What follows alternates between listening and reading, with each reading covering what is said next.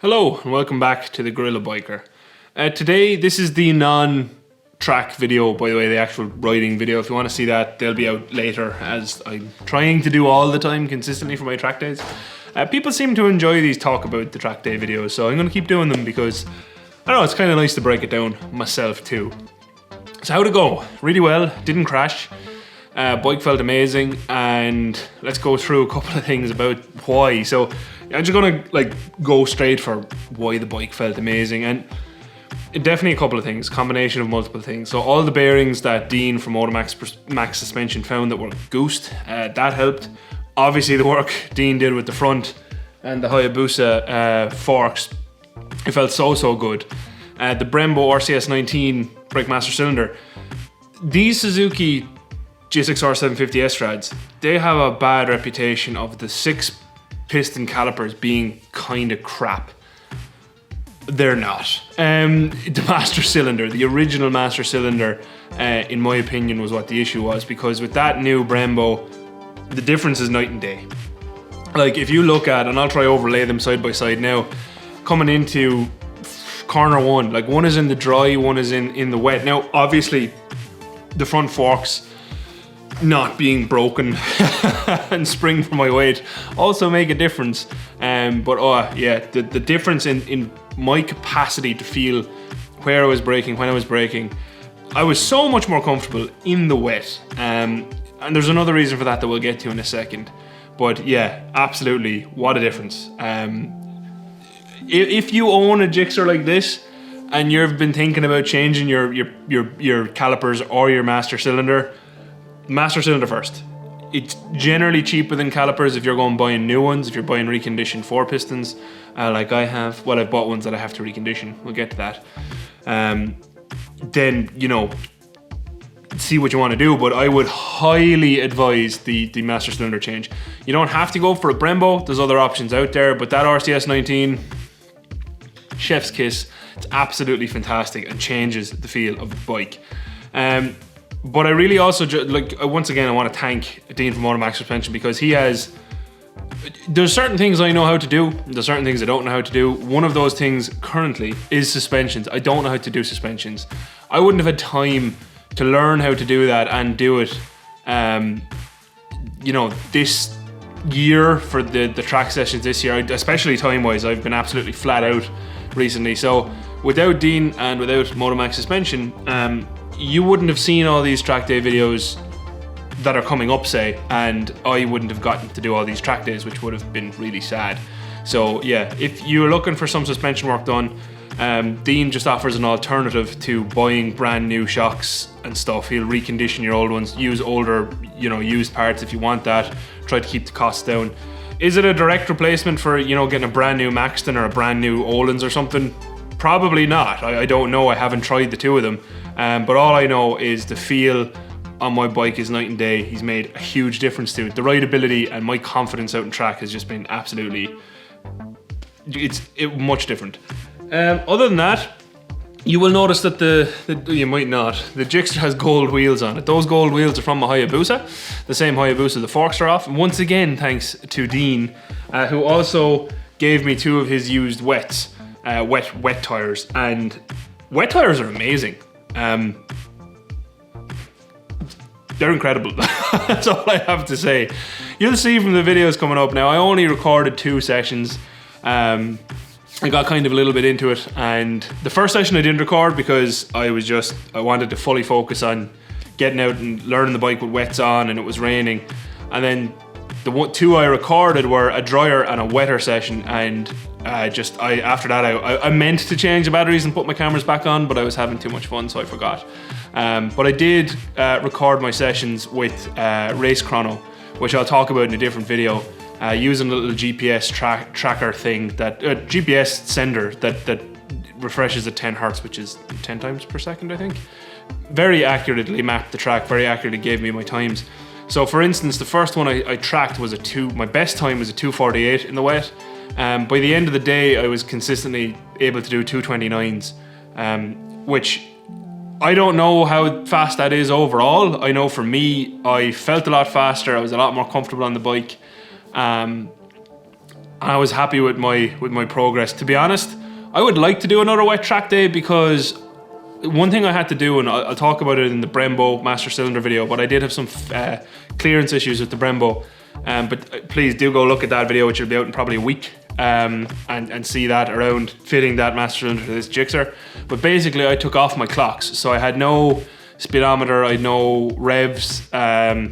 Revs were the important ones, because I also changed my sprockets. I went to a 15 front and a 46 on the rear, and the bike, it just felt so much more lively. If you do track days on a Gixxer like this, change your sprockets, provided you're not looking for like a really top speed straight line stuff, because you probably won't get that with these. But it just made my usable power so much nicer. But because of that, I was short shifting. I know when I watch back my videos, I wasn't revving nearly as much as I could, because I couldn't see my shift point. So I'm going to fix my clearance issues.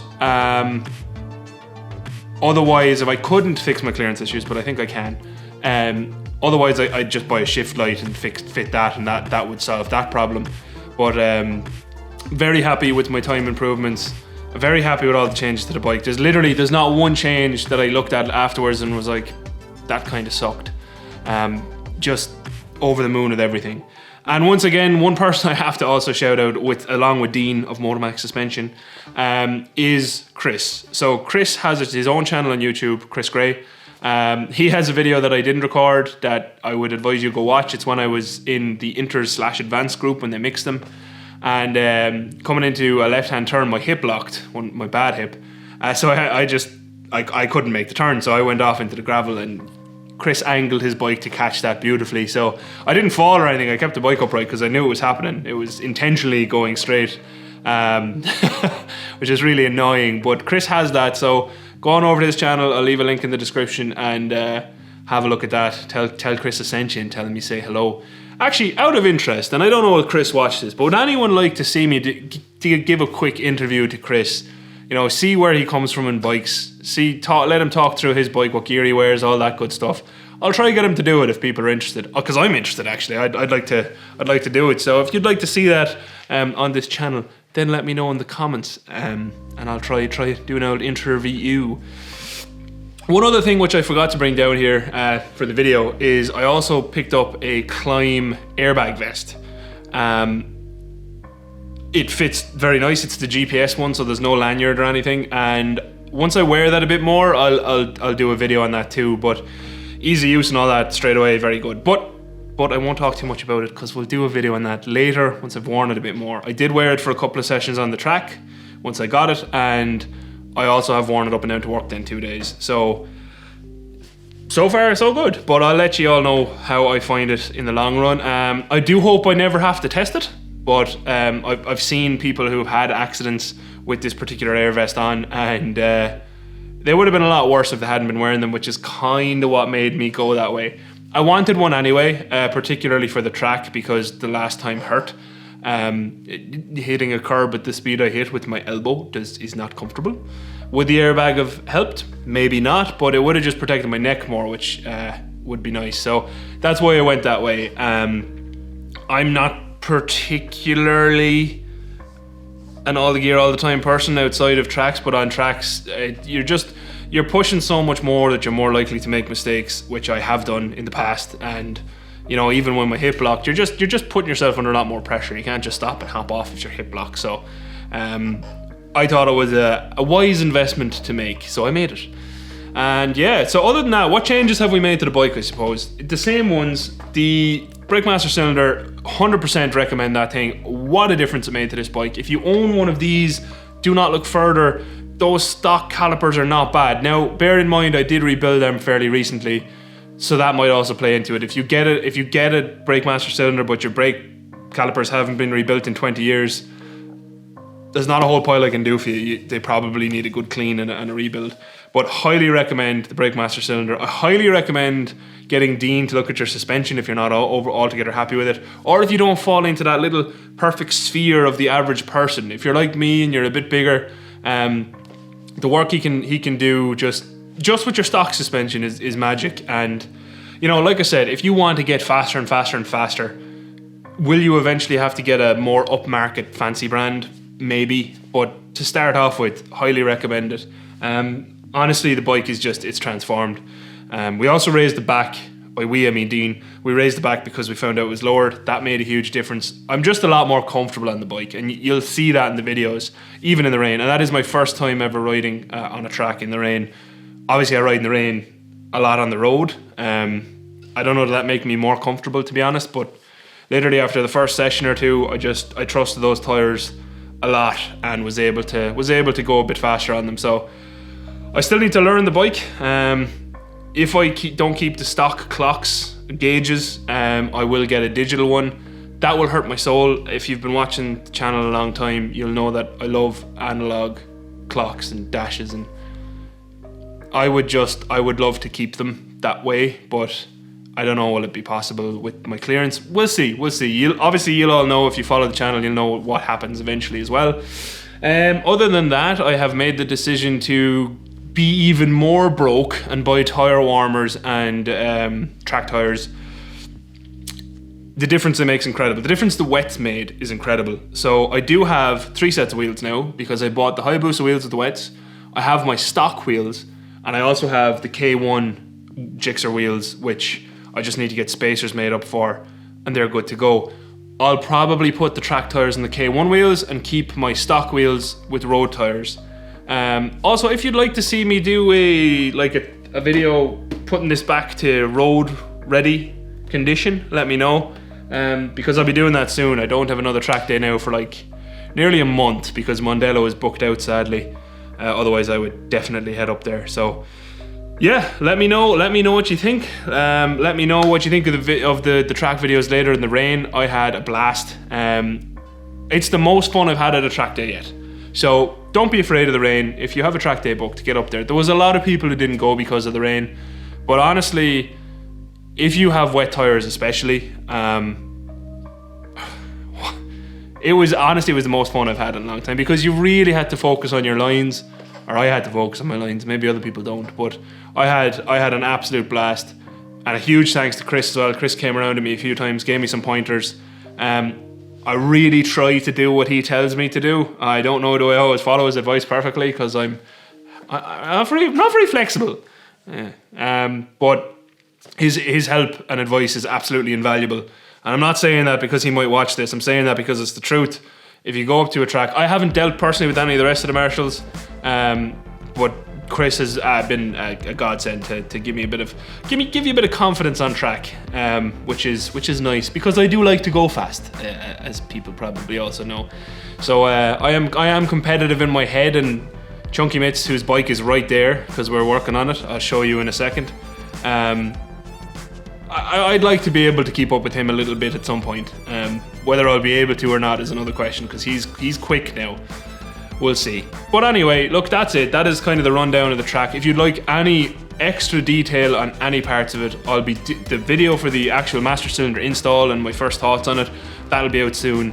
I don't really have anything else to say on the suspension work except get it done. The difference it makes to have suspension set up to you is phenomenal. Like, I already knew that from putting on, shocks and respringing my Super Magna and putting a shock on the CBF. The difference it makes is phenomenal. But for on the track, when you're just going flat out all the time, night and day.